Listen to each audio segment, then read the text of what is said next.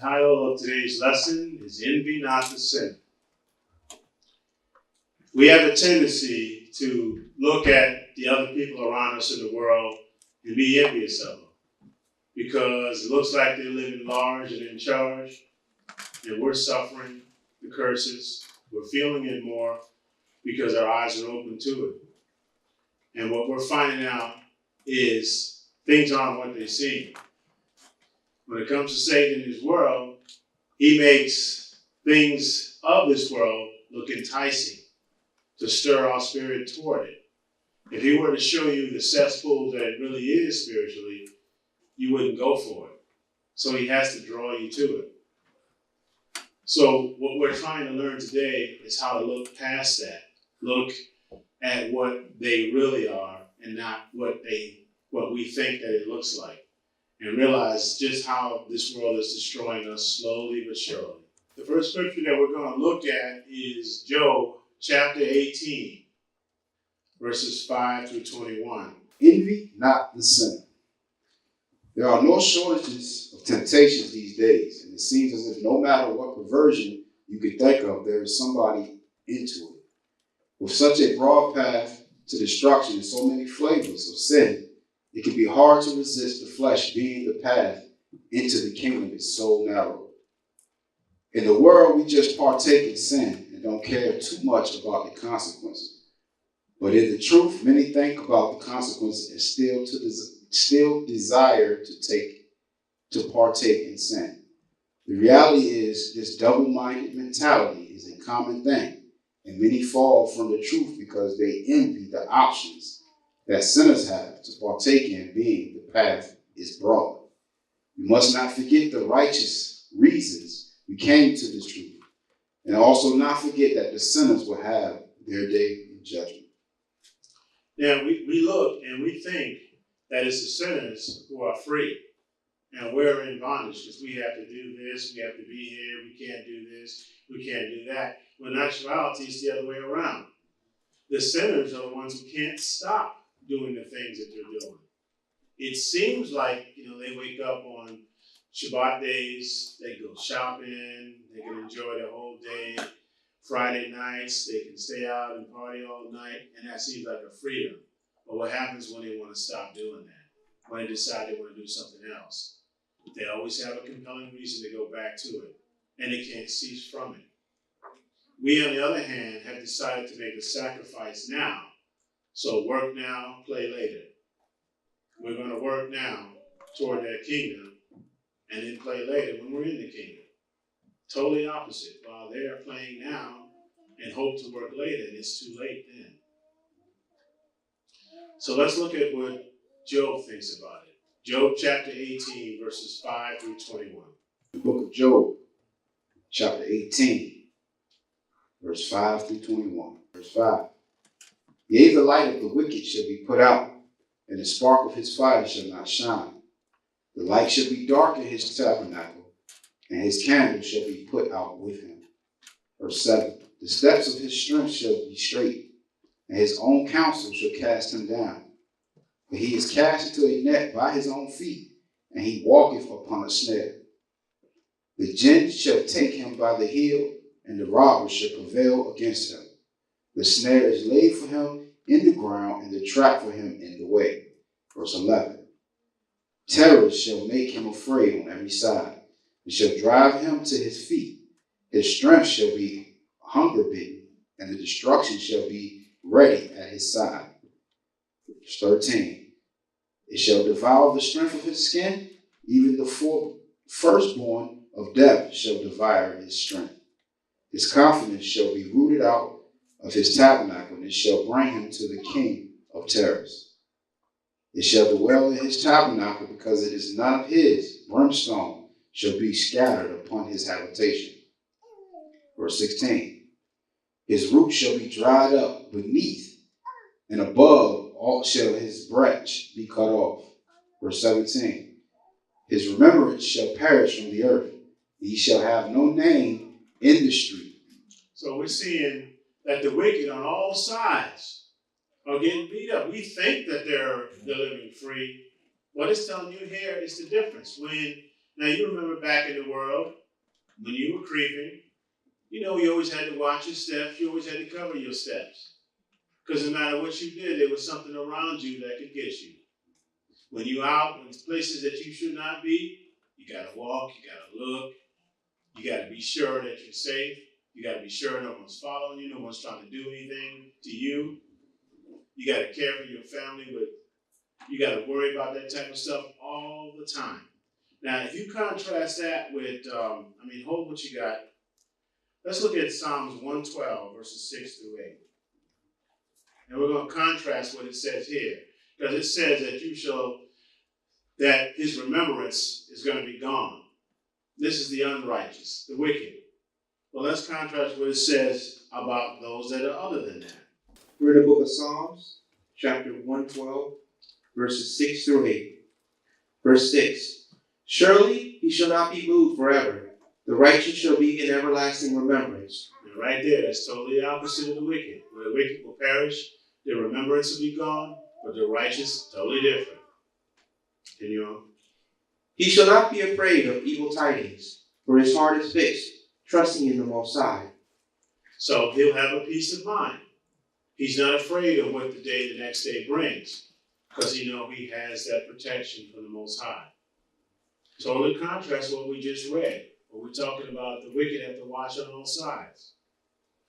Any type of tyrant always has to worry about getting assassinated, because they're worried about there's somebody out there with a gun ready to shoot him. Even the Pope goes around in his Pope-mobile, a bulletproof golf cart. But he has to worry about being taken out. But it's telling you the righteous don't have to worry about those kind of things. Continue on. That doesn't mean they don't protect themselves. That just means they don't have to worry about it. That's the difference. They have a peace of mind, knowing they have the protection of the Most High. Verse 8. His heart is established.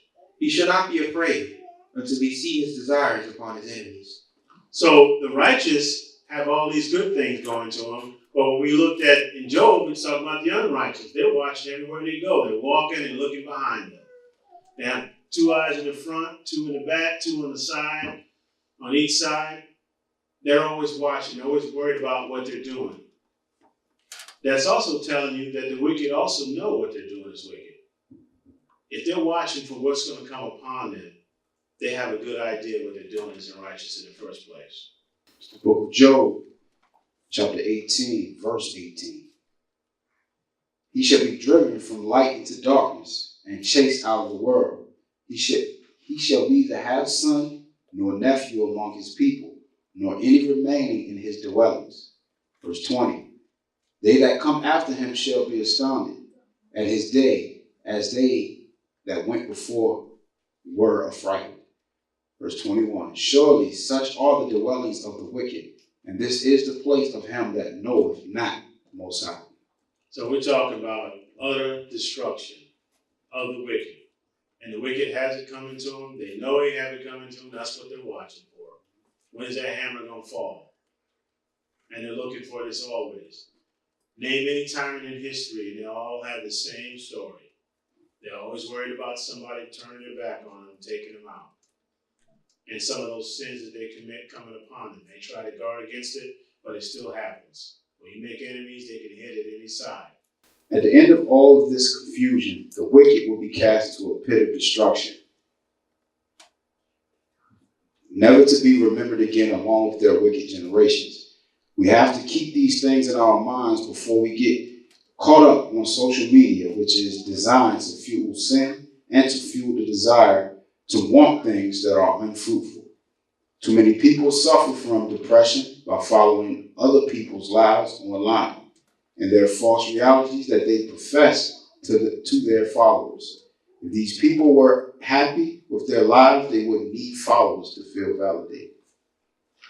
So we're going to look at something online on what they say, what our experts are saying when it comes to social media and the effect that it has on the mind.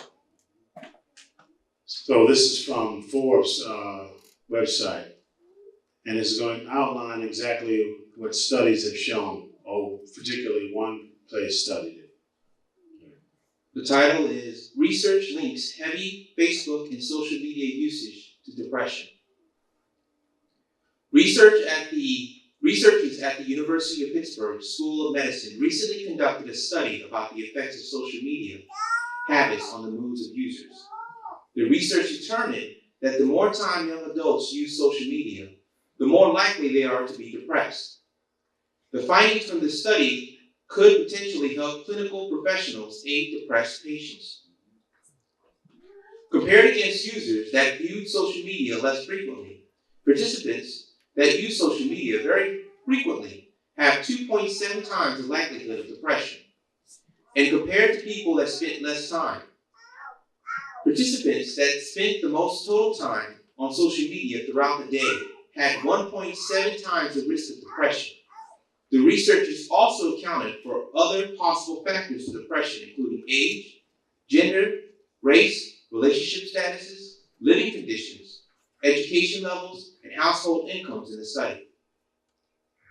It is possible that the people who are depressed use social media to fill a void, according to lead author Louis Yi Lin. However, exposure to social media can cause depression, which leads to more social media usage. Why would heavy social media usage cause depression?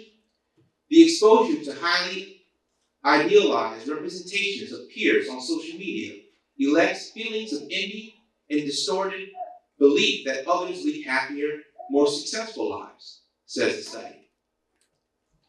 People that engage in activities of little meaning on social media makes them feel like they are wasting time. Spending more time on social media increases the exposure to cyberbullying, thus causing feelings of depression. And social media fuels internet addiction, which is considered a psychiatric condition linked to depression. Now, of course, anything that they call psychiatric, the first thing they want to do is slap a bunch of medication in you. Well, we know that depression is a spirit. And you're getting these spirits because you're exercising the activity that leads to that door being opening for them. When you're on social media and you spend all your time on social media, that means you're not studying. That means you're not delving into the Most High. You're not learning about Him. You're not learning His ways. You're learning the world's ways. And then they introduce little practices to you.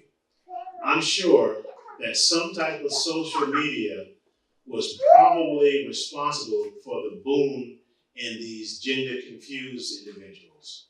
Because once it shows up on social media, it seems to become a life of its own. And it's because people, they don't take the time to find out for themselves whether any of these things that they come up with on this are true. And then they see people at their best lights most of the time. They see people that they think are leading a happy life, even think celebrities are leading a happy life until you see they've got a lot of tragic events in their life. They're losing their family members early, particularly young children. Mike Tyson just recently had his daughter strangled on a treadmill, something that a lot of people have in their houses to work out with, and she gets strangled on it. And that doesn't sound like a happy life to me. Yeah, he's got a whole lot of money, but I guarantee you he traded all away for his daughter to be back alive. But that's the part of social media you don't see. You don't see all the other things behind the scenes. It just looks like it. It's an illusion. Living without Christ, without the Most High, that's an illusion. But we don't see that part of it. And so we often go into that, and the deeper you get into it, the harder it is to get rid of it, the harder it is to stop. Deacon Carlton has pointed out many times how many times we walk around with our heads in our phones. Some of that is social media, some of it isn't. But nonetheless, it's a habit. And you can't go to a site or you can't do anything without it at least popping up at least one time. It's always there to entice you, because that's what it's trying to promote. It's trying to promote us walking in the walls, walking in the telephone poles, because we're looking at our phones, being zoned out, not realizing that the enemy is attacking you while you're zoned out. Let's look at Psalms chapter 17, verses 8 through 15. Oh, I'm sorry, go ahead, read your commentary. There it is in the headlines for all to see. Envy develops due to a distorted reality of what others may have at their disposal as opposed to what the followers may have. Most people's lives are a lie, and sooner we realize that the better. Even in the truth, we still get sucked into the social media to the point we get depressed and want what others have when all these things claimed are corruptible. Like, I don't know if you've noticed it by now, but it's really not, not fruitful to argue with people about the truth. Because on social media, people will say anything because they're not standing behind their words. They're not in front of you. So you put up something about the truth, and you get all this ridiculousness back. You get people that okay it, but don't do a thing, don't change a thing. And then they start posting all these ridiculous comments in their philosophy or the things that they haven't learned. And that's on there. And it really doesn't do anything. It doesn't help you one bit to argue with them. Really, the best thing, you may go in there and connect with family, you may look at something, but as far as commenting on some of the things that people say on there, it's a wasted argument. You're not changing anybody's mind, and you're not, it's a fool's goal for us to think, hey, we're on this social media, we're trying to warn our people, we're trying to get our people. No, you're not. That's maybe what your intent is, but that's not what's going on. They're ignoring everything you're saying because you're not in front of them and you're wasting your time. Now, talking to your other brothers and sisters that you don't see that in far different states, that's something different. But trying to convert a soul on the internet, you'll find that the only thing you're doing is converting your time into wasted time. So let's look at Psalm 17, verses 8 through 15. It's the book of Psalms, chapter 17, verse 8 through 15. Psalms, chapter 17, verse 8. Keep me as the apple of the eye. Hide me under the shadow of thy wings, from the wicked that oppress me, from my deadly enemies, who compass me about. They are enclosed in their own fat, with their mouth they speak proudly.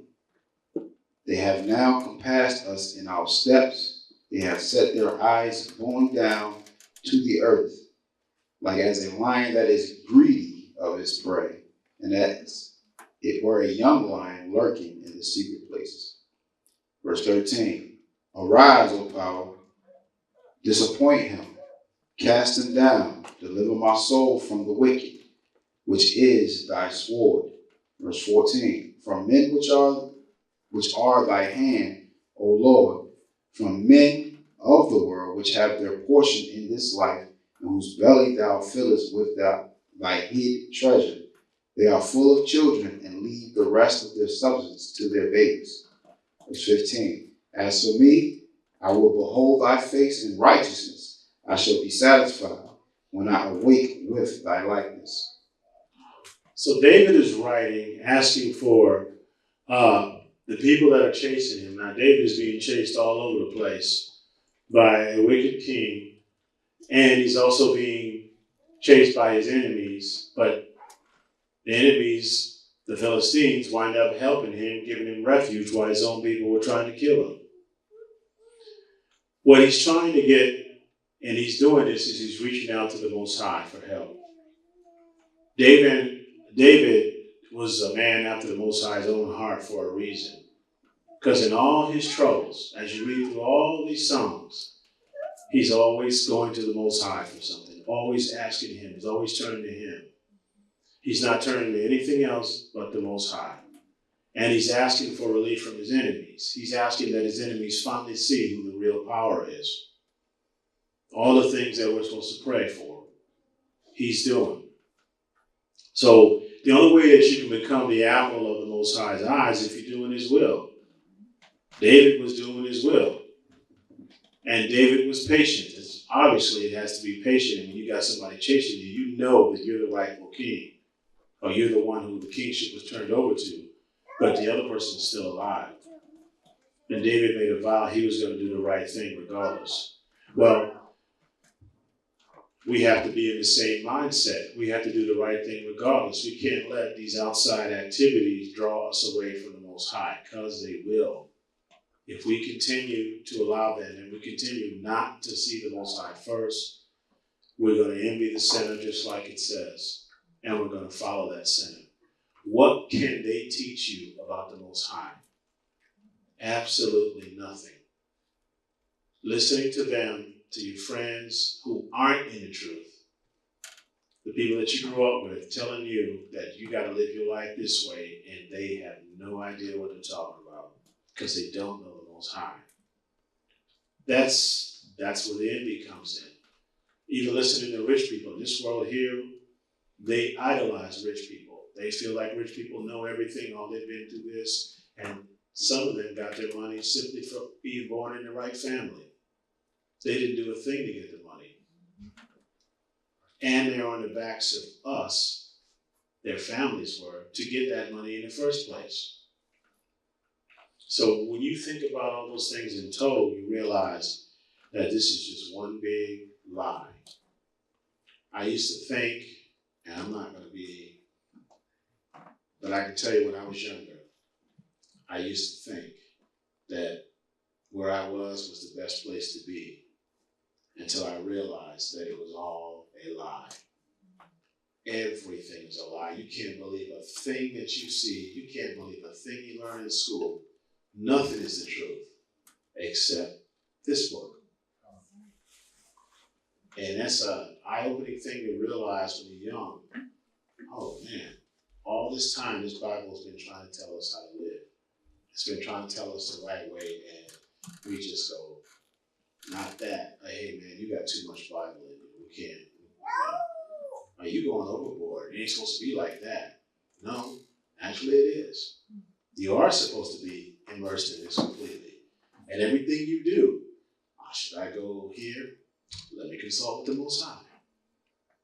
And you'll find out that things work out a lot better for you. Doesn't mean you won't be you're going to be trouble-free, because you are going to have that, because the adversary wants to stop you. He wants you to go his way too. But this is where we got to go to first. Not social media, not any of those things. This is where we have to go first. Now, mind you, we are using social media to further the word. And when I say social media, I'm including the internet with it too. So we are using it for that. But it definitely was not invented for that. More than likely, to be honest with you, if it was invented for anything, it was invented for extreme wickedness. We know the CD, the DVD, they weren't invented for righteousness. Totally different purpose. The prophets realized these worldly nations were set over us to chastise us and to have us eventually have those who desire to be righteous seek the Father once more. The wicked have children and are able to leave them an inheritance, and we envy them, for the truth is their seed is cursed and they are a burden to the earth. Now we know this about the inheritance first and foremost. It's the reason we don't have anything to leave to our children, because the wicked have taken it and they leave it to their children. And then their children behave like as though, hey, I had nothing to do with what my fathers did. And so they continue on the legacy and continue on what they've learned, while we continue to go in the opposite direction, to get worse and poorer and poorer. And then they trick us into believing we can be part of that dream too, until you wake up and realize, no, you cannot be. And that we have to come back to the Most High and stay there. Let's look at Psalms 19, verses 1 through 11. We're in the book of Psalms, chapter 19, verses 1 through 11. Verse 1. The heavens declare the glory of Ahia, and the firmament sheweth his handiwork. Now, that right there answers the question, is how do we know there's a God? How do we know that there's somebody out there doing this? The science of this world would have you believe that everything happened because of an explosion. But yet, every time you see evidence of an explosion, it certainly don't look like order. It looks like a big mess. And if anybody's in that explosion, they look equally as messy. So how can you say there's not a God when you go out there and think about it? There wasn't a whole line of people that just started planting seeds of these trees along the highways and every place you see that has trees. Who did that? That's an easy question to answer. Because like it says, the fool says in his heart, there is no God. Okay, continue. Verse 2. Day unto day uttereth speech, and night unto night showeth knowledge. There is no speech nor language where their voice is not heard. Their line is gone out through all the earth, and their words to the end of the world. In them hath he set a tabernacle for the sun, which is as a bridegroom coming out of his chamber, and rejoiceth as a strong man to run a race. His going forth is from the end of the heaven, and his circuit unto the ends of it. And there is nothing hid from the heat thereof. So we see the same cycle going on day after day. Who set the cycle in motion? There wasn't an explosion that set that cycle in motion. We still have the sun rising for now. We still have the sun setting. Days still go on. We still have those seasons. They still go on. Food still grows. Weeds grow. All these things happen in motion. Who set this in motion? That's all evidence of a higher power, the Most High, and we're trying to identify it.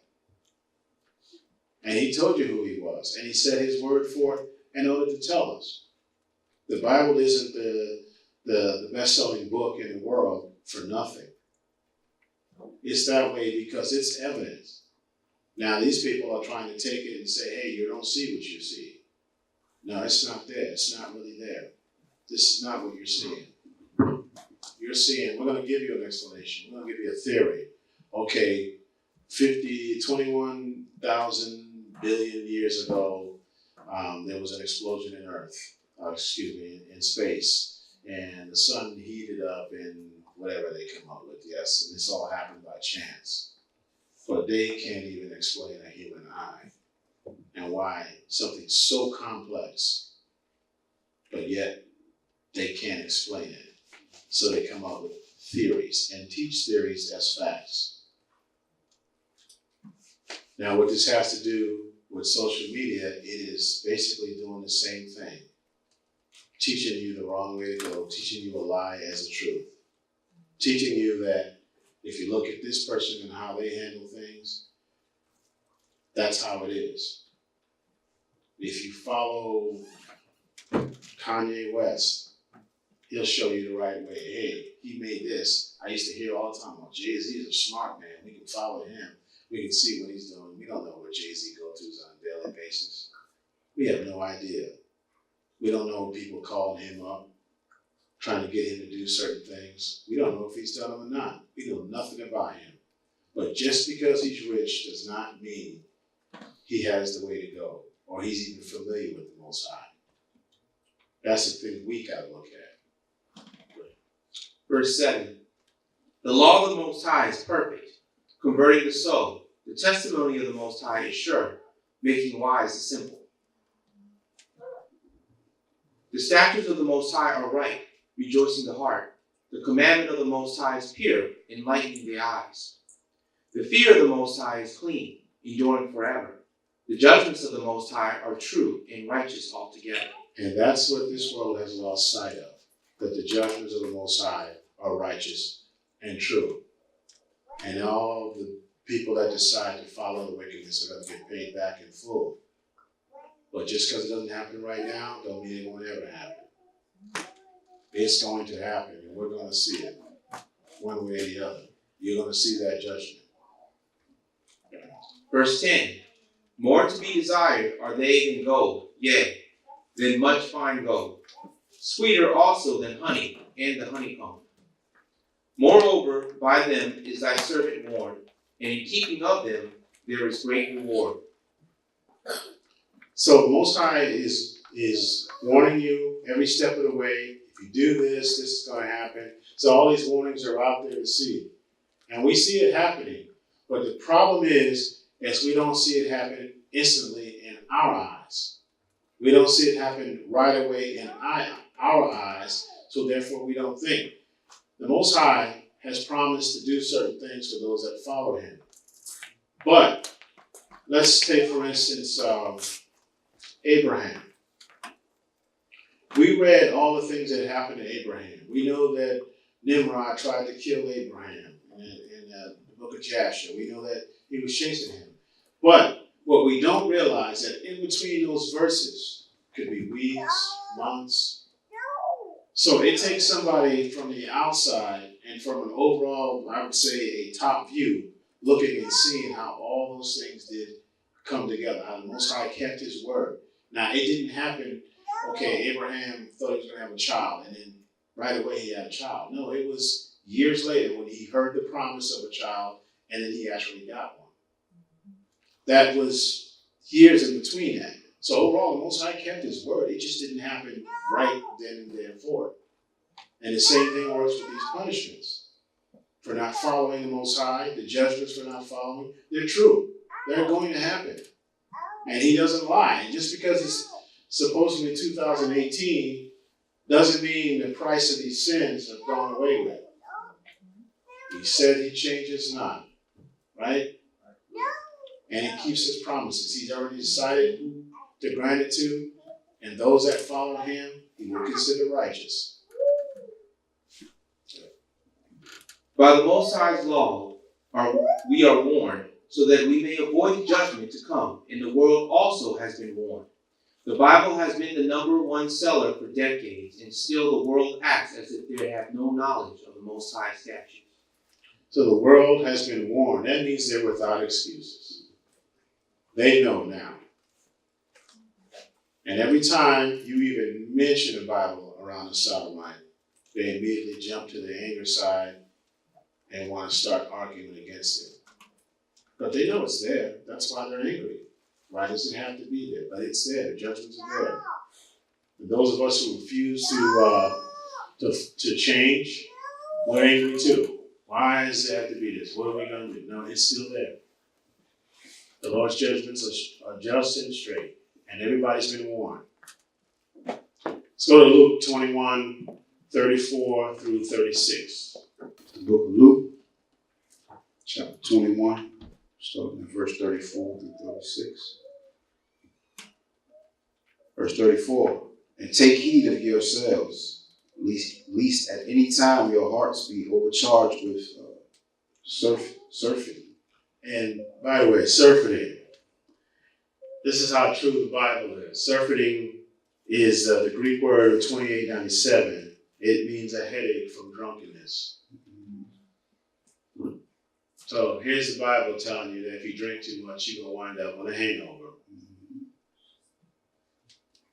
How many people even knew that that was in the Bible? So if you're wondering, is it okay to drink? Or should I drink too much? Bible's telling you right there. You're going to get overcharged and you're going to get a headache. Does that not happen when you drink too much? Very few of us don't know that headache. The rest of 34. And drunkenness and cares of this life, and so that day come upon you unawares. Verse 35. For as a snare shall it come on all them that dwell on the face of the whole earth. Verse 36. Watch ye therefore, and pray always, that ye may be accounted worthy to escape all these things that shall come to pass, and to stand before the Son of Man. So praying always that we're accounted worthy. And not only praying for it, but actually trying to be that way, trying to do the will of the Most High, trying to follow his will.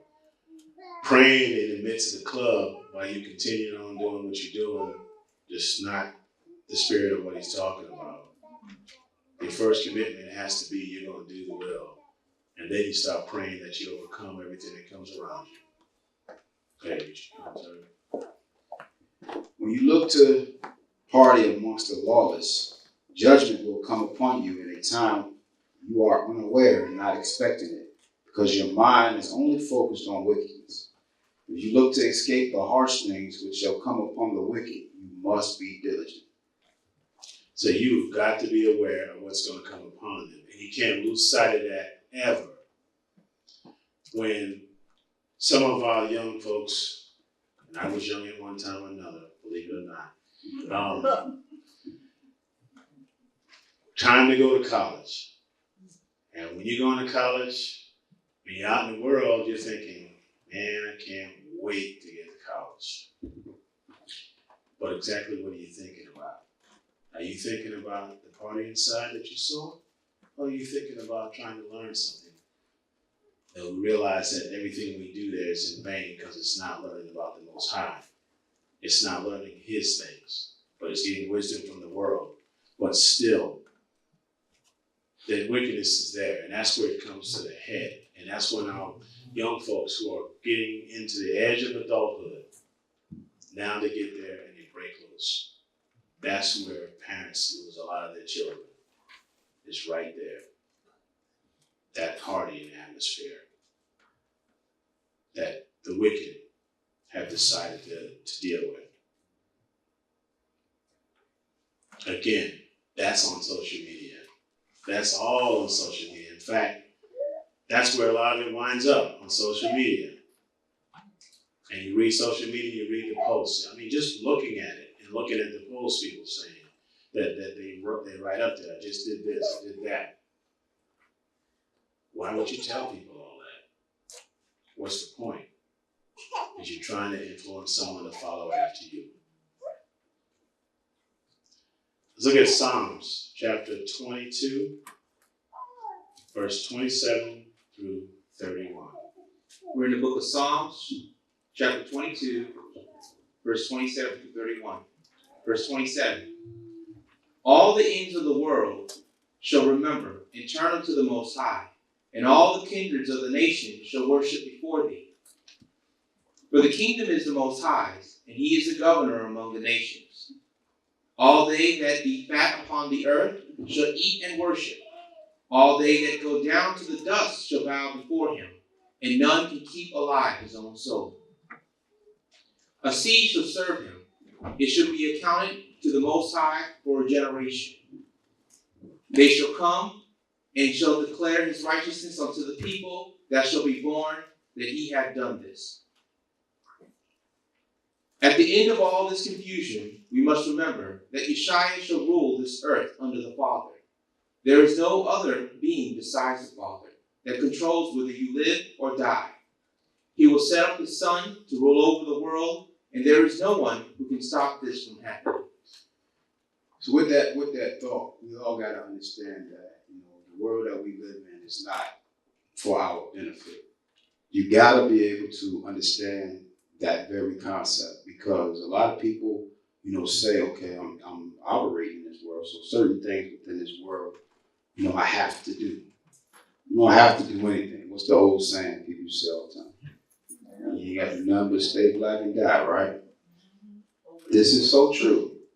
But when it comes to the word of the Most High, if you truly understand how and what it is that the Most High is trying to express to us, he rules it all. He's given his Son right now rulership over us. And that through him is where we will regain our power or our strength, even everlasting life. So when you look at all of the ways that, the world is operating now, it's only destruction, right? It's only destruction. So it's important that, now when we say we're getting closer to the Most High, we truly gain that spirit and that knowledge, knowing that, nothing in this world is for our benefit. It's only through the word of the Most High. It's only through his Son that we will gain all those things that we might see the world receiving, right? Like riches. We see all of the stuff the world receives. We ain't done. Lottery was last week was what? 1.7 billion, right? How many people went and played?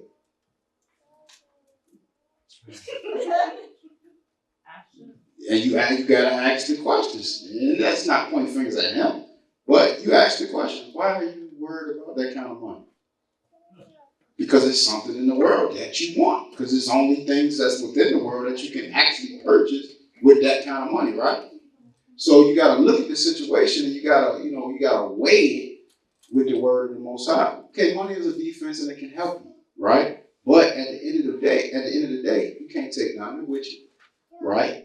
You can't buy salvation, right? So none of those things matter. So when we see the way the world is operating, it's only for them to gain more control over us and to continue to step on us and gain riches or gain power. Because the scripture lets us know the more we turn against the word, the more the heathen or the more the Gentiles will rule over us, right? So it's important that we take heed to this fact that Most High rules it all. Through his son Yeshua is our way of getting back. So take the word and apply it to our lives, and don't envy the things of this world, right? Envy the spiritual gifts that's coming later on.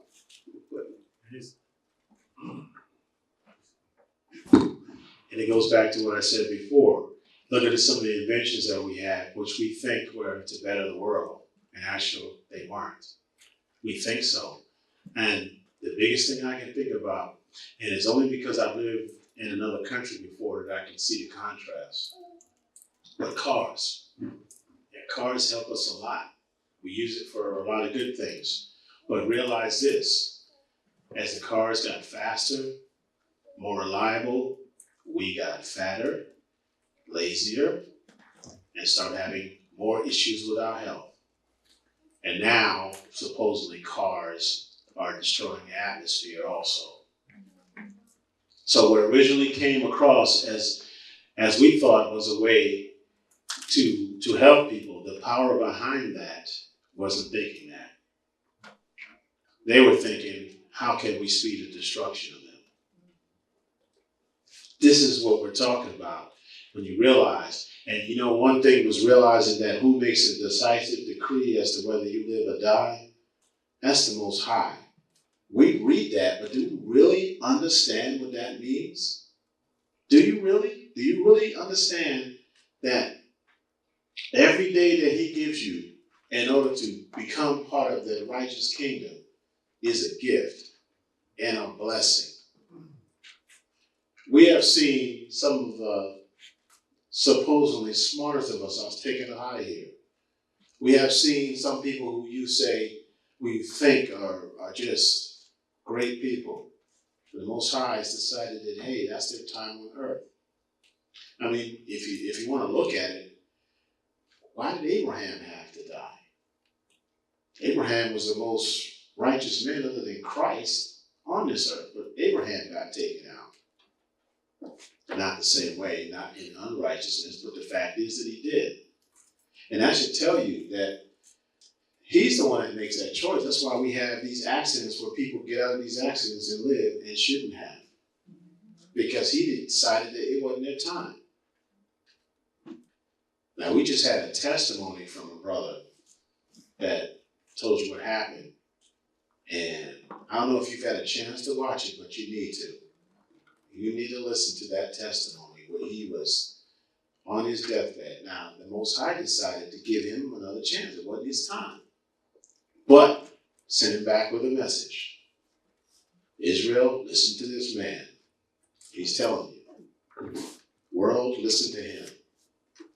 And if you look at the viewership on that video, it's pretty high. Which means more than just Israel saw that video. And we've had enough people tell you that. Now you got somebody hearing the truth telling you, yep, this is what happens. And these things are coming out right now because the Most High is trying to right his ship. And he's telling us little bit by little bit, hey, what you see is true. When they see Christ, you're going to have half of the people that are going to look up and go, I can't believe that was true. Oh, I can't believe his skin is so dark. That's the other thing we're going to say.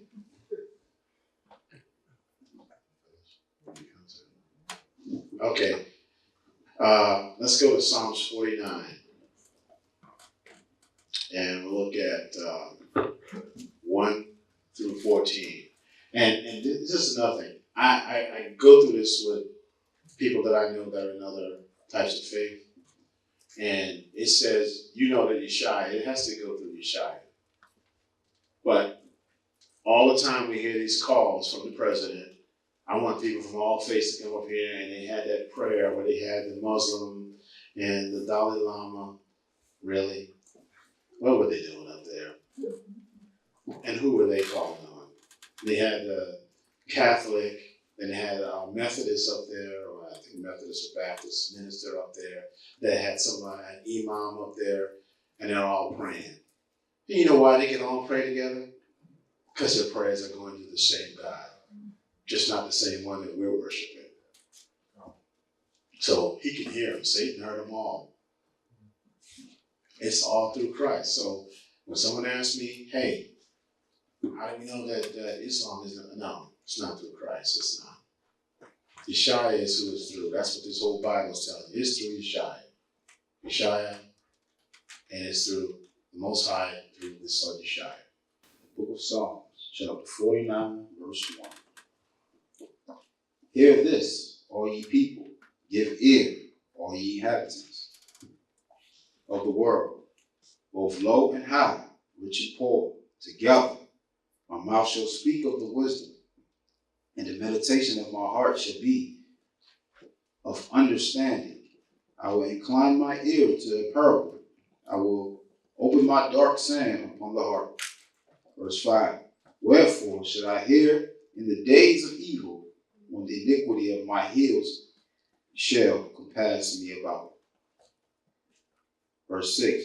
They that trust in their wealth and boast themselves in the multitude of their riches, none of them can by any means redeem his brother, nor give to the Most High a ransom for him. So that's saying you can't take it with you.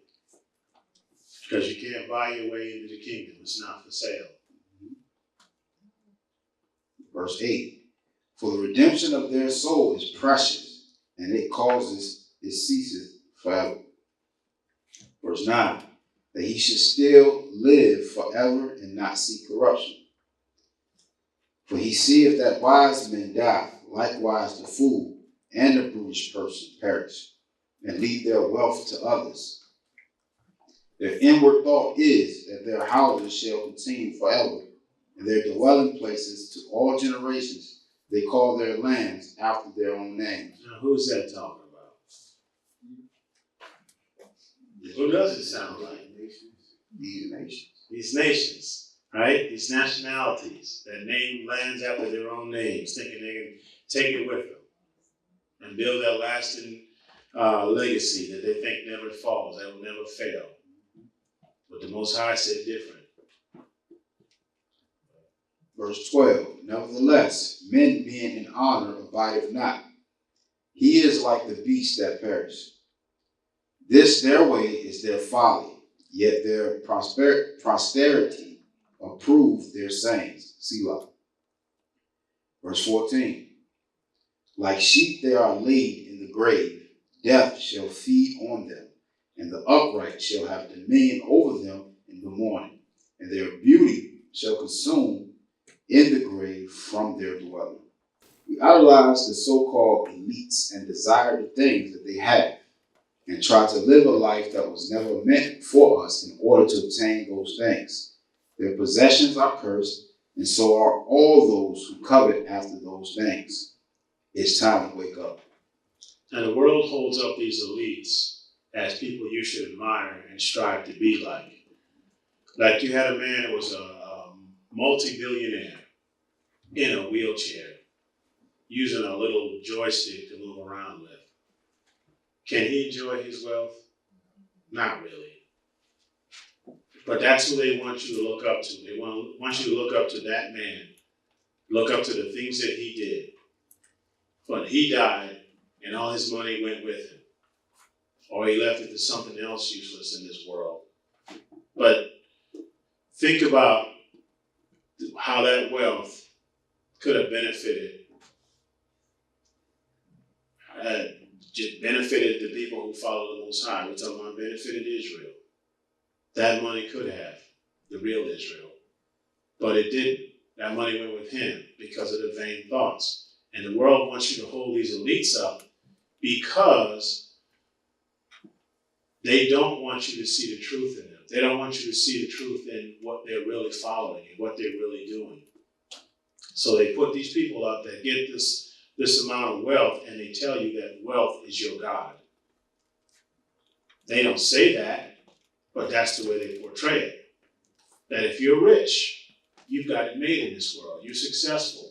They define success by how much money you have. When really, Christ was successful. He completed the mission that he set out to do. That is success.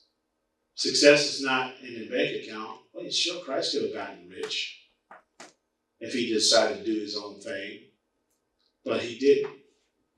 Success, when you get your children and they raise up and they follow the Most High, and that's the first thing they look through and everything, that's success. Anything other than that, we're not successful. And none of this in this world is successful. None of the things they put before us, none of that has anything to do with success. Success, when we make it into the kingdom, that's success. Anything before that is failure. And yes, So that depends on, remember, things matter from the heart. What is the ambition coming from?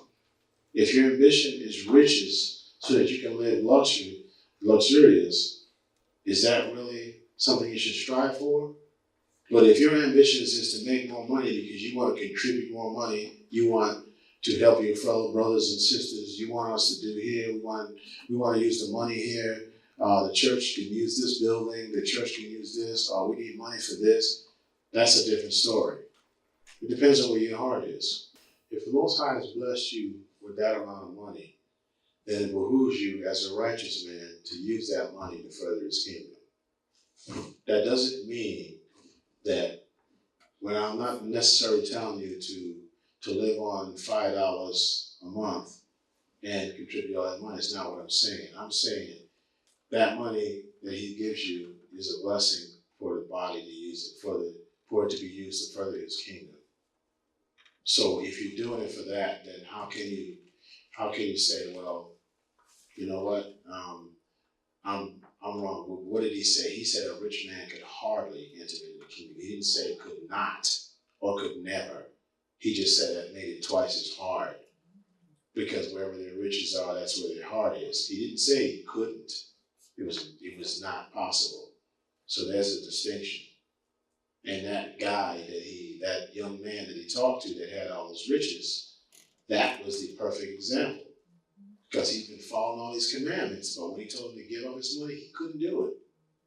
Even though he would have gotten way more back. Yes?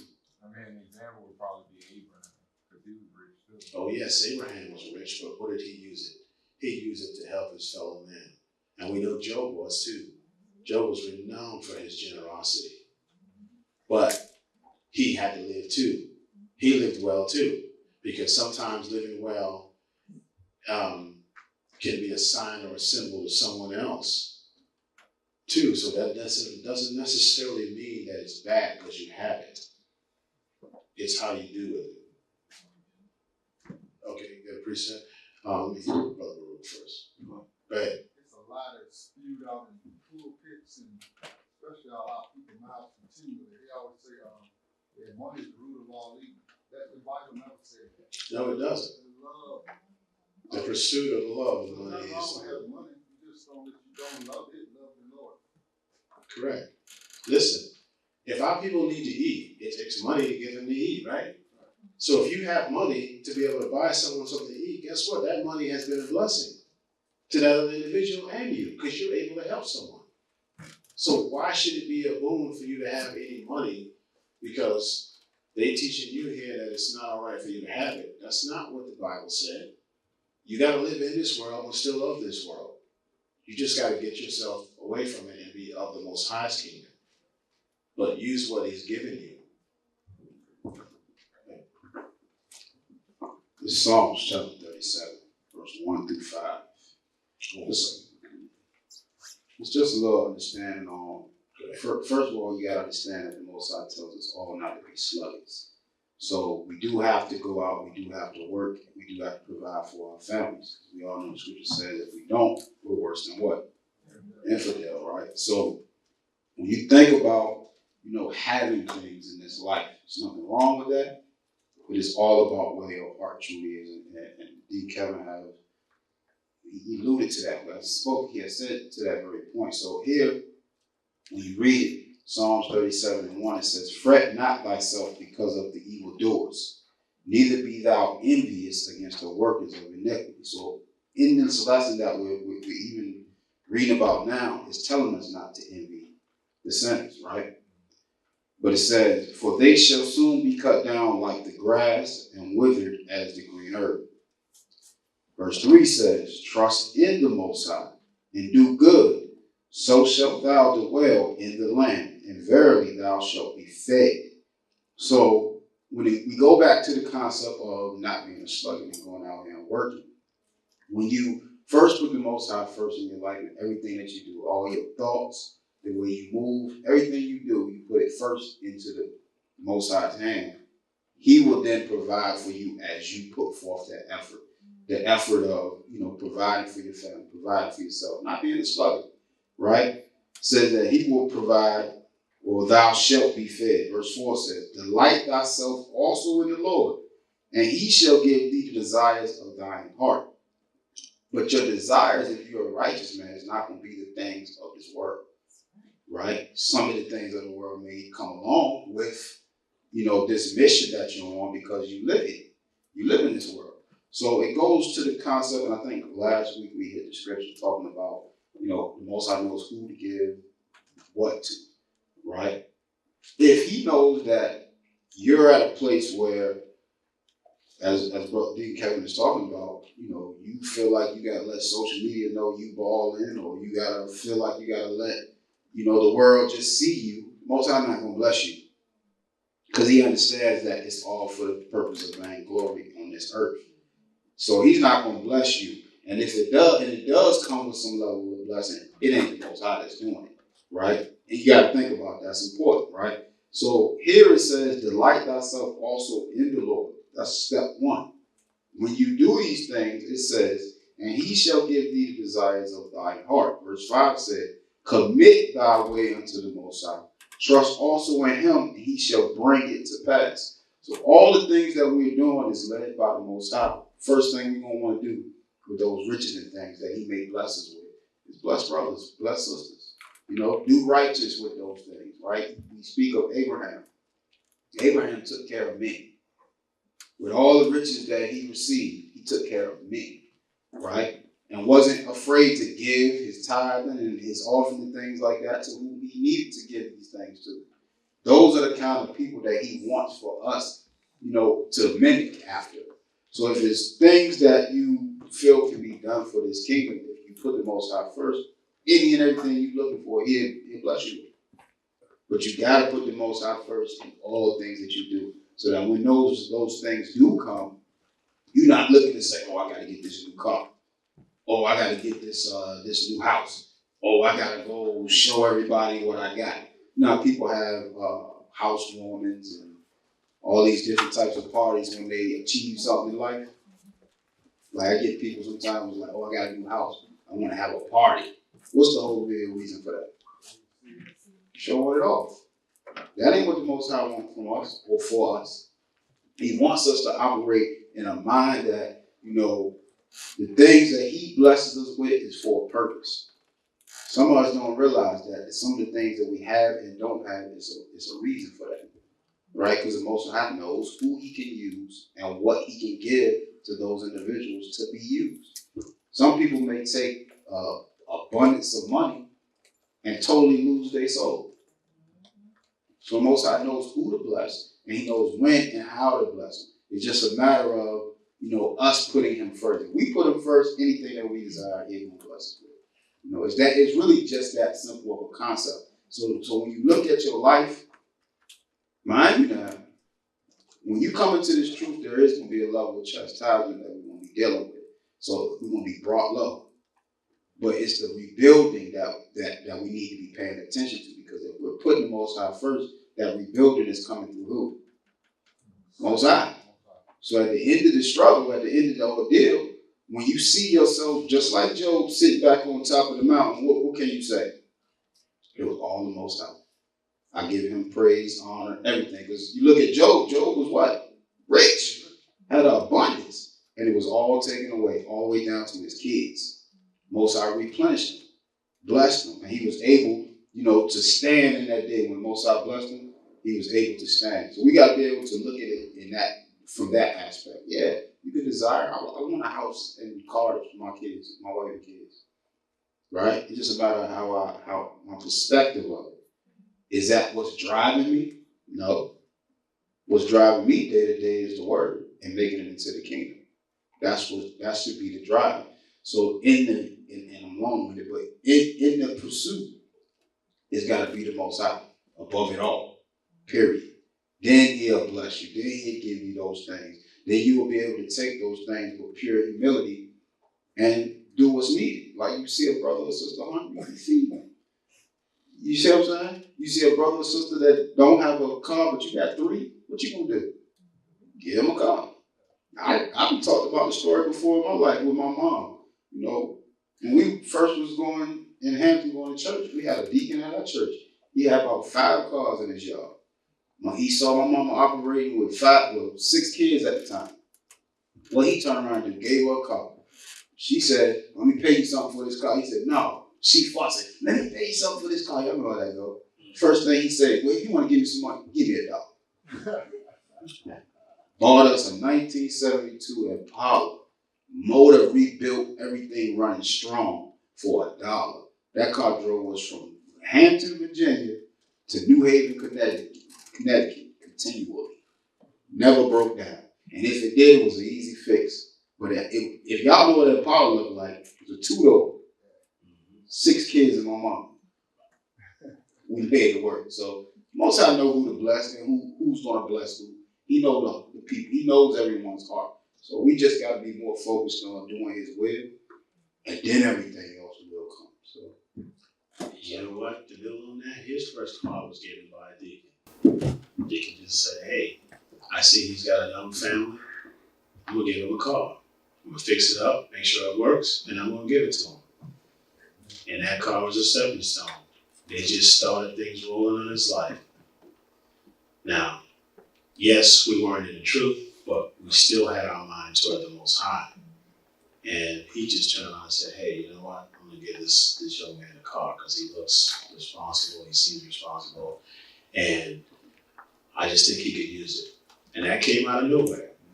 That was the Most High blessing us, blessing him without asking for it. So the Most High can do it. There's nothing wrong with having things. It's just how you utilize them. That's the big thing. So let's go to Psalms chapter 73 from verses 1 through 17. We're in the book of Psalms, chapter 73, verse 1 through 17. Verse 1. Truly Yahweh is good to Israel, even to such as are of a clean heart. But as for me, my feet were almost gone, my steps had well nigh slipped. For I was envious at the foolish, and when I saw the prosperity of the wicked. For there are no bands in their death, but their strength is firm. They are not in trouble as other men, neither are they plagued like other men. Therefore pride compasseth them about as a chain, violence covereth them as a garment. Their eyes stand out with fatness. They have more than heart could wish. They are corrupt, and speak wickedly concerning oppression. They speak loftily. They set their mouth against the heavens, and their tongue walketh through the earth. Now, keep in mind, Israel wasn't always righteous, but Israel turned into that envious nation, and envy destroyed Israel from within. When brothers started robbing brothers, started taking from brothers, started seeing what other brothers have, and start tearing each other up. Now, we know we're Israel because that's basically what we do every day in our neighborhoods. You can't have a nice thing because somebody's going to break in and take it. That's always the saying that goes. Well, this works the same way. Israel was doing the same thing. And now he's telling you those steps and where they lead to. Verse 10. Therefore his people return hither, and waters of a full cup are wrung out of them. And they say, how doth the higher know? And is there knowledge in the Most High? Behold, these are the ungodly, who prosper in the world. They increase in riches. We have seen this all the time. We say the rich get richer. And we see wickedness rewarded. But who's rewarding it? Certainly not the Most High. We know that Job 9:24 said the earth has been given in the hand of the wicked. And they're covering the face of the judges. Well, they're hiding the real people, and they're covering them. And the wicked seem to be getting prosperous. But where does their prosperity come? Because see, that's when you come to the truth and you get that fall and you get brought low. You get brought low because some of the things that you got were gotten not from the Most High. So Satan is taking back all his gifts. Everything he gave you, he's taking it back. Well, you're not mine no more. I need this back from you. And the Most High is telling you, don't worry, I got you. Don't worry. I'll give you more than what he gave you. He took a Pinto from you. I'm giving you a Lexus. So that's how you got to look at it. Yeah, you brought low. And let me tell you, every day I'm alive, I see it all the time. I'm losing this, I'm losing that, and I'm gaining more than that. Back, it's coming, but it ain't coming all at once. Because the Most High is looking at me going, no, I can't give it to him all at once because he's going to be a fool. I have to give it to him slowly. Okay, I'll give him $1 this week. I'll give him, $2.50 next week. But when you look at it, oh man, I'll put it all together. I got all this. But that's the humility. Give it back to you slowly. That way you realize where it came from. Every perfect gift is from the Most High. Verse 13. Verily, I have cleansed my heart in vain and washed my hands in innocency. For all the day long have I been plagued and chastened every morning. If I say, I will speak thus, behold, I should offend against the generation of thy children. When I thought to know this, it was too painful for me, until I went into the sanctuary of Ahijah, then understood I therein. We understand that the Most High only chastises his sons, only people that he cares about, his sons and daughters. That's who he chastises, and you realize almost all of Israel is being chastised. So that should tell you right there, the Most High loves Israel. And those he's chastised, even those strangers, what we call, he knows he loves them too. He would have that no man perish, that all would come in repentance. And he means what he says. He didn't say that just to be saying it. He's not like us. He says it because he means it, and he will bring it forth. So it took the reality of the word and the Most High judgment to break this envying of the wicked in this case. The word provides us with wisdom to see through Satan's tricks, which have been the same for generations. Yet even in truth, we ignore the word and allow Satan to do the same things to us continuously. But we still don't learn. We are that hard-headed people. Can be brought out of Egypt with a strong hand, watch the Most High destroy the gods of Egypt, and then turn around and want to sacrifice to those same gods. After watching them get whipped up, we decide we want to be part of that. Beat up a nation, destroy that nation, subdue them, have them subject to you, and then turn around and ask them, well, who do you worship? Let me find out who you're dealing with so that I can deal with the same thing. So the Most High finally said, you know what? You want to worship under their gods? I'm going to put you under their gods. Their gods know your end. Their gods know who you really are. So what did they do? They said, I'm going to afflict these people so they don't rise again. Because if they do, we will be under them. And that's what happens. Let's go to Isaiah chapter 13, verses 11 through 20. Book of Isaiah, chapter 13, Yes. 11 through 20.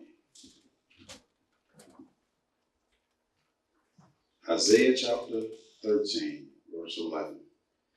And I will punish the world for their evil, and the wicked for their iniquity, and I will cause the arrogance of the proud to cease, and will lay low the haughtiness of the terrible. I will punish the world for their evil. and the wicked for their iniquity. That means they're not getting away with what they've been doing. Nobody's getting away with iniquity. He's telling you right here, I will punish the world for their evil. The evil they've done against each other, against themselves, I will punish them. So they're not getting away with it. But because it didn't happen as soon as they did it, they think it's never going to come. But here the Bible is telling you, right there, I will punish the world for their evil. So they're going to be punished. And for their iniquity. He's going to give it to the proud. Who are the proud? These nations. These nations are proud, thinking they'll never fall. They're going to be around forever. I used to hear growing up, the United States is the greatest country in the world.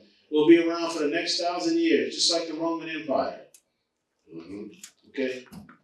We're already seeing the fall. We're already seeing it being brought low. It's just a matter of time. And we're all seeing the wickedness in this world. What's happening to that? The Most High said he will punish the world for their iniquity and the arrogancy of the proud that think that they can't be brought down and nobody can lay low on them. When the United States, nobody can ever touch us, we live too far away, boom. Something happened. And they realized it. They thought they couldn't be beat after World War II. Went to Korea. Now, I've read the stories where the soldiers thought that when they went to Korea, that just by the sight of them, that the enemy, the North Koreans, would run away from them. So they sent over a ragtag group of people with no training that had been living a luxury life in Japan. They sent them over to Korea with grease still on their weapons that would make their weapons unable to fire, because they thought that the enemy would just run away as soon as they saw the big bad United States come there. Well, as it turned out, the enemy wasn't afraid of them and fought them. In fact, our soldiers dropped their weapons and took off running. But the enemy had been so well trained, they were able to catch up to our soldiers and bayonet them in the back as they were running. They had full equipment on. Our troops had dropped everything they had on them and took off at a dead sprint, and the enemy caught up to them. That's what arrogancy will bring you. You think that you can't be beat, and then you find out, yeah, that's what happens. Verse 12, Isaiah chapter 13, verse 12.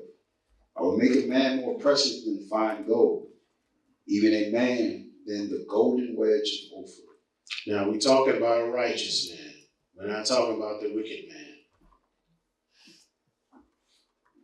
Verse 13, therefore I will shake the heavens, and the earth shall remove out of her place in the wrath of the Most High of hosts, and in the day of his fierce anger.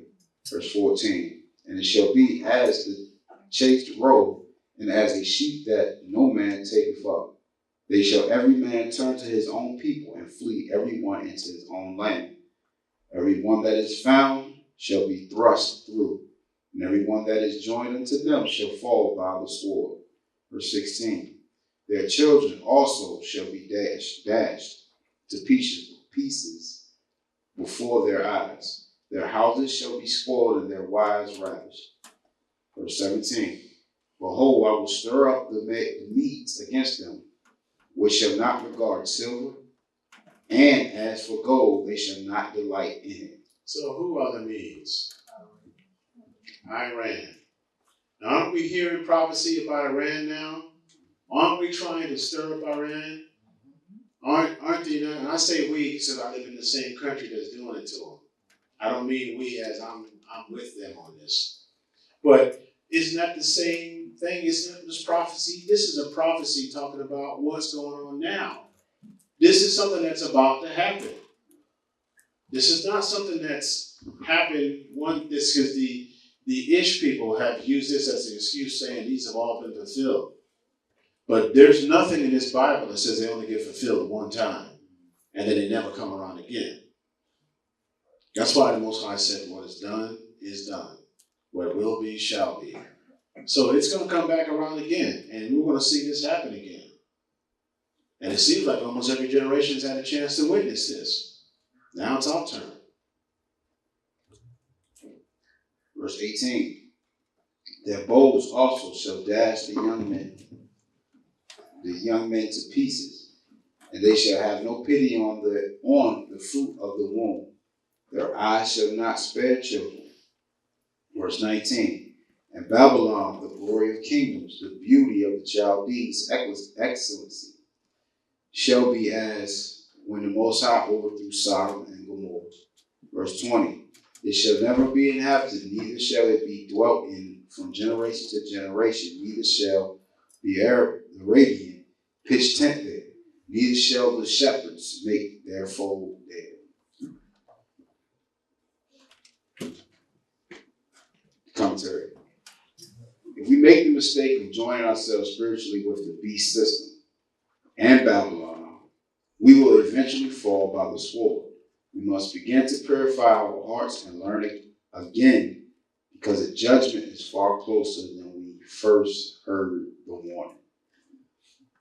And I ain't do too much talking, so I'm going to just go straight to the next scripture. Isaiah 14. We're in the book of Isaiah, chapter 14, verse 21 through 24. Verse 21. Prepare slaughter for his children, for the iniquity of their fathers, that they do not rise, nor possess the land, nor fill the face of the world with cities. For I will rise up against them, says the Most High of hosts, and cut off from Babylon the name, and remnant, and son, and nephew, says the Most High. I will also make it a possession for the bittern, and pools of water, and I will sweep it with the besom of destruction, says the Most High of hosts. The Most High of hosts hath sworn, saying, surely, as I have thought, so shall it come to pass. And as I have proposed, so shall it stand. Wake out of the delusion, because Babylon is already done. Live your life for the eternal kingdom to come, because the kingdom of the beast is already fallen. You just may have forgotten in you, having to endure a little longer. Now, a lot of people, if you don't know, they always say that these prophecies don't apply to America. But if you know what Chaldeans mean, Chaldees is a multitude of people from different nations. Now, who fits that bill more than the United States? It's what you would call a melting pot. That's the United States. So this is telling you, these prophecies that you just read about are telling you Babylon, which Babylon was also the Chaldees, which were people from a multitude of different nations brought together. That's how this country is. So this is a direct prophecy to where we live now. We got people from all different cultures all squeezed together, trying to adopt a new culture, which we call the American way, trying to get people to forget that really they mean us to forget our culture. But this is prophecy directly for the United States. And it's telling you that Babylon is about done, because they're going to continue to stir up the Medes.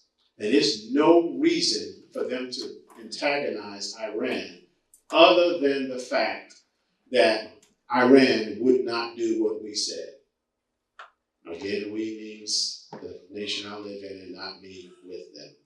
But because they wouldn't do it, there's no reason for them to stir up Iran.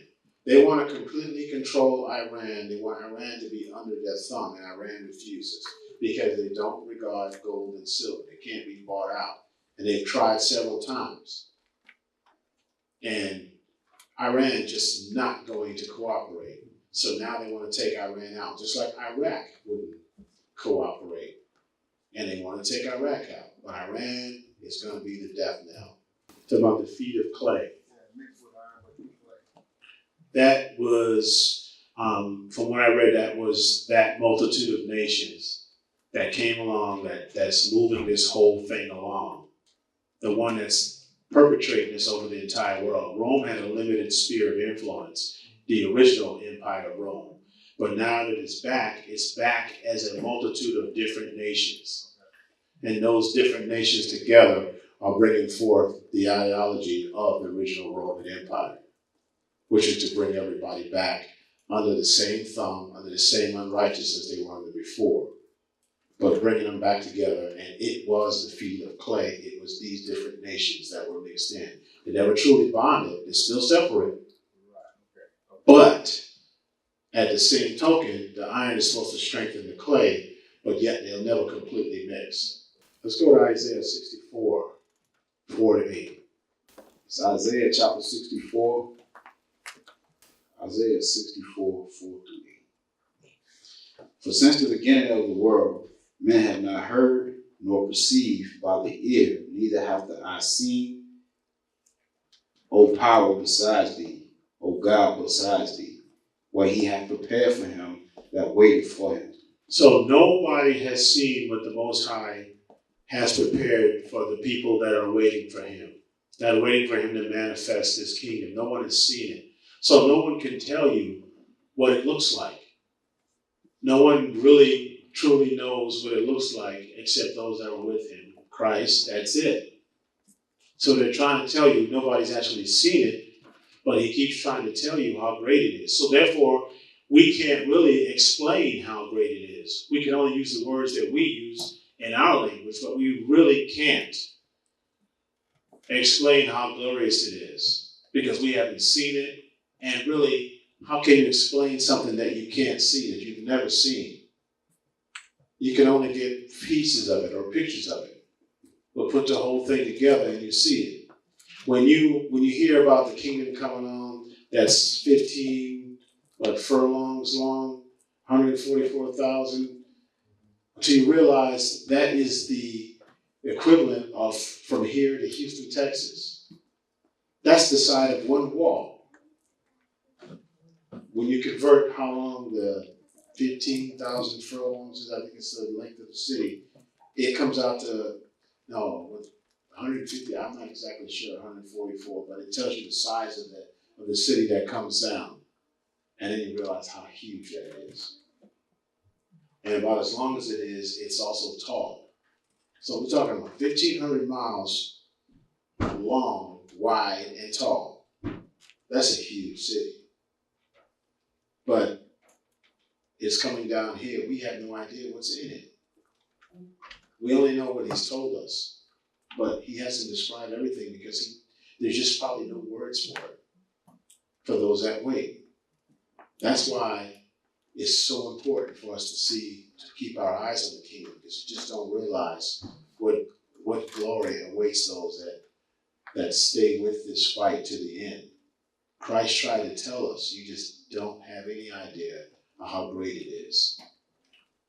We only have little pieces and little bits of it, but we don't have the whole picture, meaning you have the hope. Isaiah 64 and 5.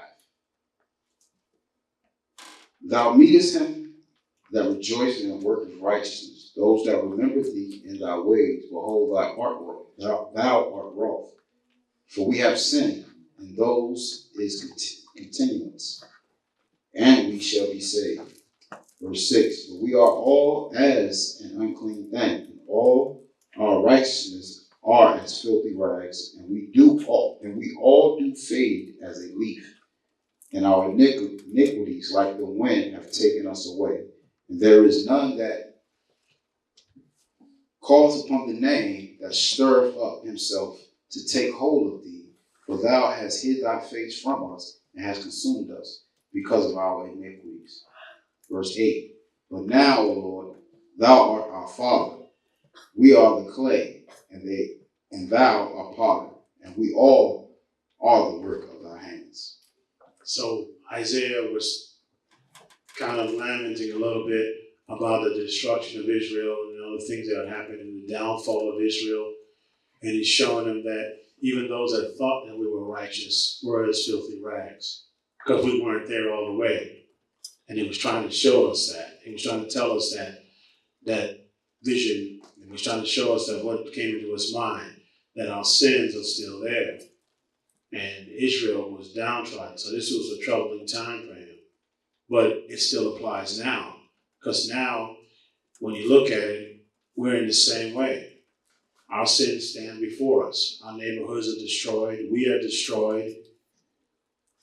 But realize that the Most High is going to come back for us. He's not going to leave us in this condition. He's going to come back and get us. He's going to come back to straighten us out. We're going to see the truth. We will awaken. And that's what we're doing now, awakening. It's going to happen. It is happening. But it's ongoing because we're awakening in the Most High's time. So it's not right away we go from being lost to all of a sudden knowing who we are, where we were, how to go back to the Most High. We have to learn all over again. Because in the meantime, we were taught things to keep us away from the Most High. Now we have to unlearn those things. We have an eternal kingdom to obtain that our imaginations can't even perceive, yet we look to obtain all manners of confusion, which are wasteful and are unfruitful in matters of eternal life. Let's go to Matthew. Let's go to Matthew chapter 4, verses 8 through 11. We're in the book of Matthew, chapter 4, verse 8 through 11. Verse 8. Again, the devil taketh him up into an exceeding high mountain, and showeth him all the kingdoms of the world, and the glory of them. And saith unto him, All these things will I give thee, if thou wilt fall down and worship me. Then said Yeshua unto him, Get thee hence, Satan, for it is written, Thou shalt worship the Lord thy power, and him only shalt thou serve. Then the devil leaveth him, and behold, angels came and ministered unto him. So the devil offered to give him all these kingdoms of the world. That right there is telling you who's in charge of those kingdoms, where they came from, who they're under. If he can offer it, that means he must be in charge of it. At that time, he must have been. And he tried to offer it to Christ, who made it and created it all in the first place, and try to offer him what he could have had, what he has anyway. Showing you that the devil doesn't even know everything, or he's just that vain to think that he could tempt the one who created all this. And he offered him, and how many have taken that? How many have said yes to that? We know that Esau did. We know that the Persians did. And we know that some Israelites did. And right now, people are still doing it. I'm still saying yes to this. And not saying no. So this was an example of just what Satan brings. And he offered it to Christ. If Christ was not a man, could he have tempted Christ with this? No. But this is how we know that Christ was a normal man like us, subject to this type of thing. So he attempted to do it when Christ was weak, or after he had been fasting for many days. And we have a hard enough time dealing with one day and dealing with 40 days and 40 nights of fasting, and he caught him at his absolute weakest and tried to tempt him. But even then, Christ knew, how you going to give me what I gave the rest of the world, what I created in the world, and you're going to try to offer it to me? That's trying to give me back my house. Hey, I'm going to offer you this house for you to live in. So I'm the one now. I'm the owner of it. But at that time, Christ had that taken away. He chose to forsake all that to do the Father's will. So that means that he came under the same world that we're subject to, Satan's world. But he didn't fall for his tricks. Christ rejected the perversions of the world and all the foolish things that come with it, and obtained the kingdom. If we claim to follow Christ, we are expected to do the same things. The question is, do you really believe? Let's go to Matthew 5, 11 through 19. Matthew chapter 5, verse 11 through 19. Matthew chapter 5, verse 11. Blessed are ye when men shall revile you and persecute you, and shall say all manner of evil against you falsely for my sake. Rejoice and be exceeding glad, for great is your reward in heaven. For so persecuted they the prophets which were before you. Verse 13. Ye are the salt of the earth, but if the salt has lost its savor, wherewith shall it be salted? It is thenceforth good for nothing, but to be cast out and to be trodden underfoot of men. Ye are the light of the world. A city that is set on an hill cannot be hid. Verse 15. Neither do men light a candle and put it under a bushel, but on a candlestick, and it giveth light unto all that are in the house. Verse 16. Let your light so shine before men that they may see your good works and glorify your Father which is in heaven. So he's letting you know that this is going to be a hard walk. You're going to have people coming against you all the time. And if the world is right with you, then you're not doing the Most High's will. And if the world loves you, then there's something you're not doing. You know as well as I do that when you start behaving in a Christ-like manner and you start believing in it and start wanting to follow it, you're going to have people that come against you. And they're going to talk against you left and right and try to put you down left and right. But if you do let your light shine, your deeds, the things you do, the light that's in you, and they see your good works, that means you're doing things to other people. The first thing they always say is, God bless you. For us, it's the same thing. Christ is telling you this walk is going to be rough. And you're going to be smacked, you're going to be hit, everything, and I may not be physically, maybe spiritually, or mentally, but that's what's going to happen. It's going to be hard to follow this. There are going to be times when you're going to be tempted and have been tempted to go back to what you were doing before. And it's rolled out before you. Hey, if you just do this, it's only one time. You can stop. But you know it doesn't work like that. This walk is hard. This walk is not for everybody because not everybody can stand the buffeting they're going to get. And they're going to want to go back to what they did before. I've heard people in the truth have said, man, before I got to the truth, I was doing this, this, and this. And now I'm here, wow. I'm having to deal with this. And as soon as you get any more commitment to the Most High, and your light starts shining forth, then the demons step up their game. They start attacking those close to you. And they start attacking you again. Suddenly you go to work, and someone knows you have never said a word to them, but they know you follow the Most High. And then what do? They put an offense. Oh, this person offended me. Or they come around you and the flammability of them is all around you and you know it. You don't want to say what they are.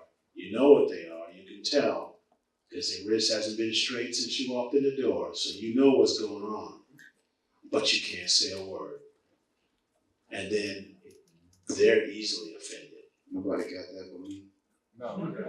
Okay. You got it.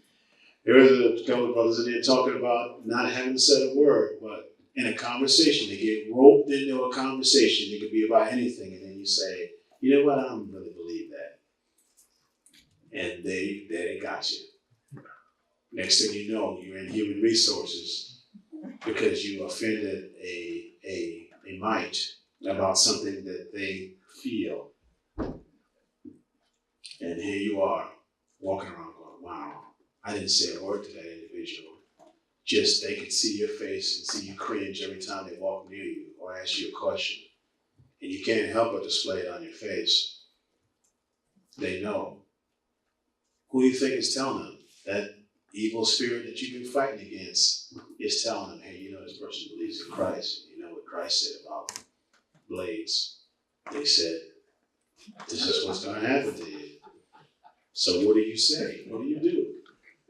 And then you're in the airline industry, and the first thing you run across is male flight attendants. And then you notice there's a certain camaraderie with the flight attendants. They all seem to speak the same language. They all look the same. They all have eyeliner. And then you start going, okay, I know where I'm at. What can you do? You can't say nothing because you know how the company's policy is. You can't say a word about it. And they make it difficult for you. And that's how it is. They take away your livelihood. Because when they don't want to be around you, they can say that and it's acted upon. But when you don't want to be around them, there's something wrong with you. So that's how this walk is. This walk is constantly having to defend your faith. constantly having to listen to the world tell you there's something wrong with you because you don't accept something, because they don't understand the scriptures. This is Matthew chapter 5, verse 17. Think not that I am come to destroy the law or the prophets. I am not come to destroy, but to fulfill. Now, everybody in the truth should know that one by heart, because you constantly got to keep saying it. The law's done away with. The law's, okay, all right. Well, that's not what Christ said. And according to them, his fulfillment is dying on the cross, meaning the whole law just got blotted out now because Christ died on the cross. He just told you, I'm not come to destroy. That means it's still there. If you're not destroying it, it's still there. But to fulfill.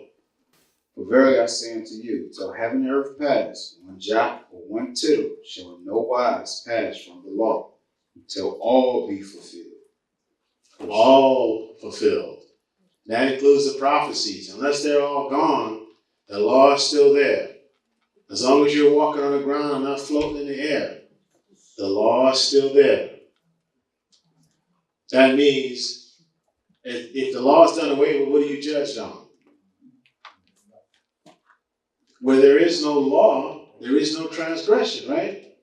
So if you get rid of the law and teach the righteous people, the God's people, that there is no law, they're going to behave like there is no law. And henceforth, they wind up being destroyed because they thought there was no law when there was one right there. It's like when you speed on a road because you didn't see the sign. You think there is no speed limit. And then the guy that pulls you over goes, there it is right there. There's a speed limit. Now there's a law. So he has the right to give you a ticket even though you didn't see it. That doesn't mean it wasn't there. Well, it works the same way. One point, I think it was on a radio show or something. When we talk about like the law not passing till all be fulfilled, what was a prophecy that was given that definitely has not been fulfilled yet? What's one? Something we all depend on. Period. Christ's return. Because if you look at when the scriptures tell us that, in that day in the kingdom, no man will teach another man, right? What would we be teaching each other? What would we have been teaching each other? The law. So when you read here, it says, not one jot, one tittle shall pass the law till all be fulfilled. When we all are in that kingdom, we all reside amongst with the Father and with Christ. What is it that there's not going to be a need for? Law. So nothing of the law has been done away with, period, until all has been fulfilled. And one of those major things that everyone has to understand is if we don't see nothing else, the one point is Christ is prophesied to return. Until that returning, not one jot, not one tittle of this law is gone. It has passed away. So you got to keep that in mind. Even when you're talking to folks, you got to keep that in mind because people overlook that point of the fact that Christ said that there is a prophecy of him returning. And until his return, no prophecy, not all prophecies have been fulfilled. So when people speak of that, it's really them speaking in a mindset of a babe, not truly understanding what is being said here, about the law, right? They say Christ fulfilled the law when he died on the cross, but what law?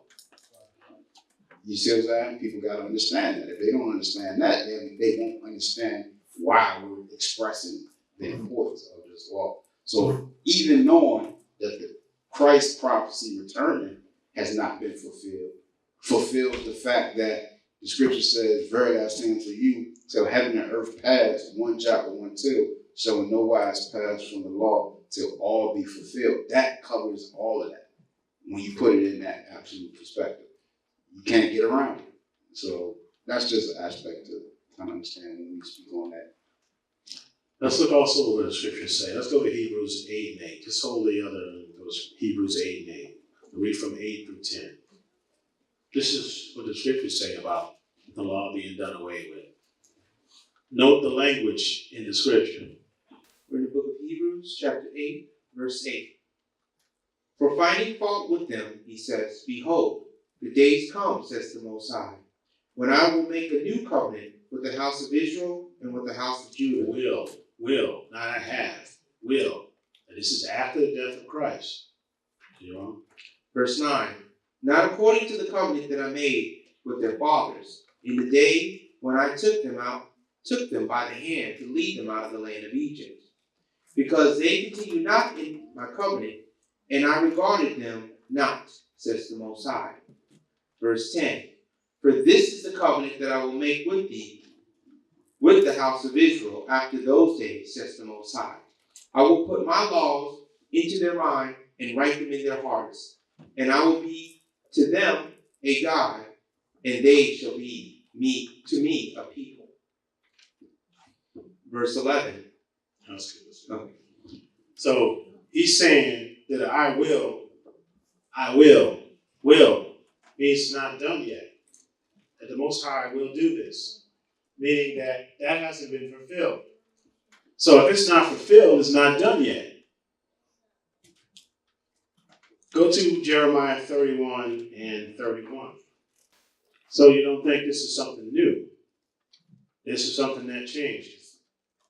Christians like to say all the time, Christ came and Christ changed everything.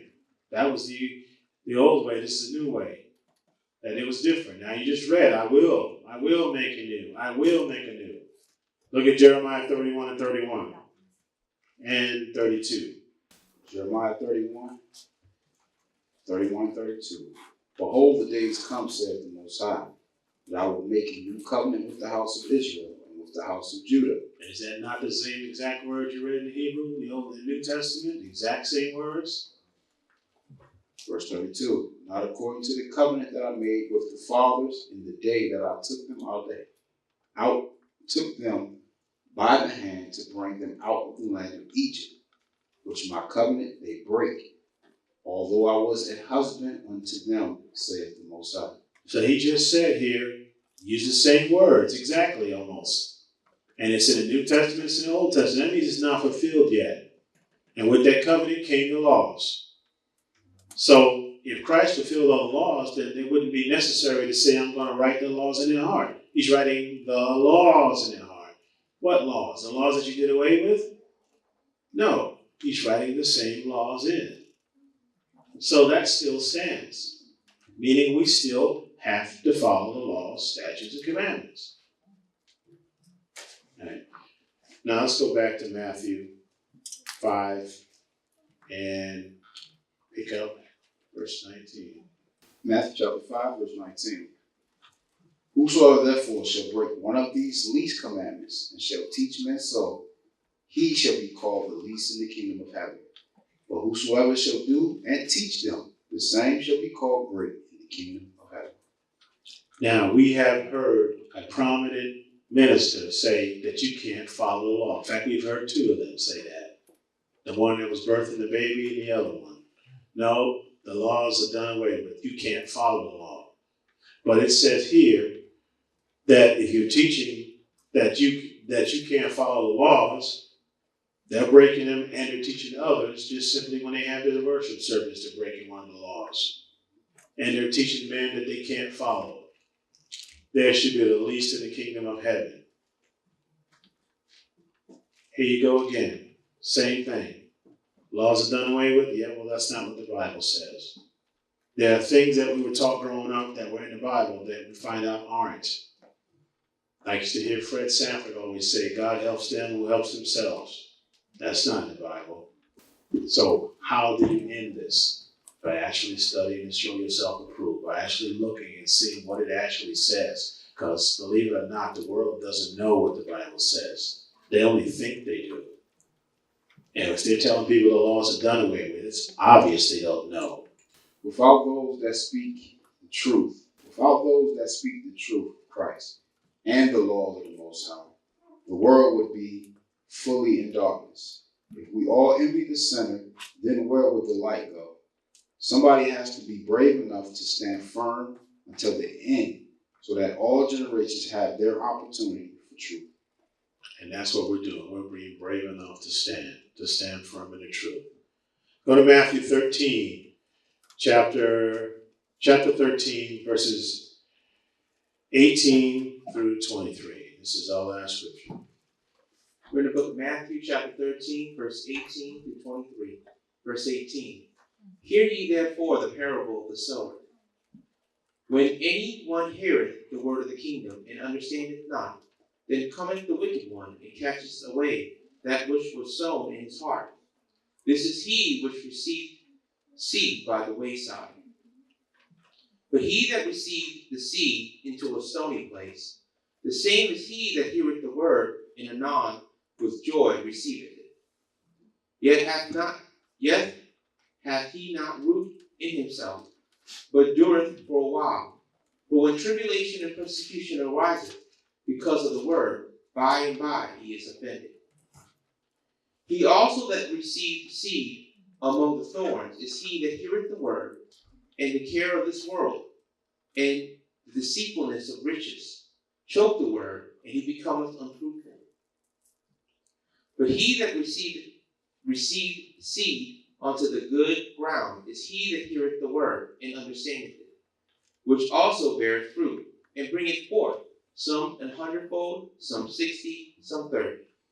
So the parable is telling us about if you receive it under a stony place, meaning you have no root, such as you're here because of Elder Riccarcio only. Yes, he's a dynamic speaker. Yes, he tells the truth. Yes, he lives the word.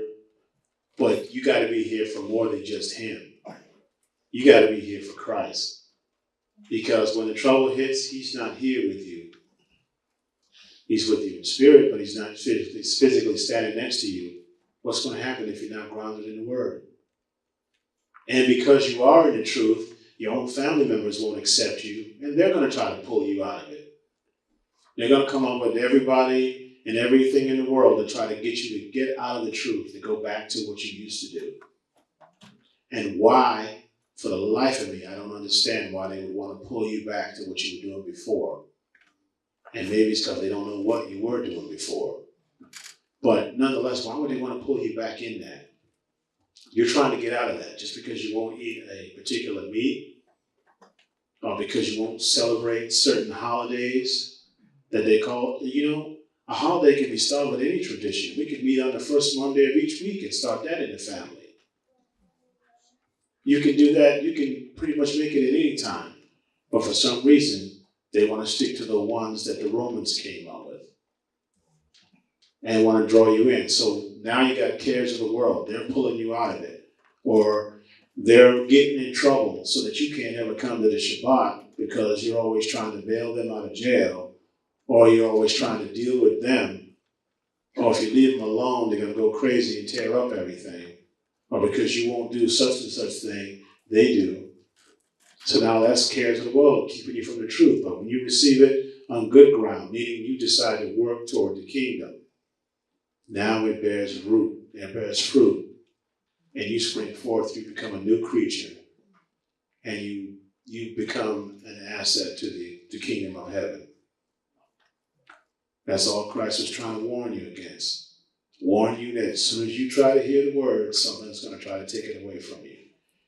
How many times did when we first came into the truth, we wake up and we go, wow, I got to tell this to somebody else. And you tell this to somebody that you're close to, and they shoot a hole in your head. And it's like, wow. And then they're thinking, and they start looking at you differently. And you start going around work, and they notice that every time they start your conversation, which has a cuss word every other word, you walk away from them. You're like, what's wrong with him? All your friends come over, hey man, we're going to hang out and so let's go. No, I'm good. They start thinking something's wrong with you, when really it's the other way around. What's wrong with you? Can't you see what's been going on? And they complain about all the troubles of the world, but when you try to tell them a way out of it, they won't hear it. And sometimes or another, you're going to have to make the choice as to whether or not you want to follow them or you want to get away from them. We must go out as we are commanded and be fruitful. Bear fruit. Offenses come and go, but at the end of the day, we must hang in there until the end. One body, one mission, and one Father of all, who showed us the way in mercy and love. Never forget that and endure this world until the end. Shalom.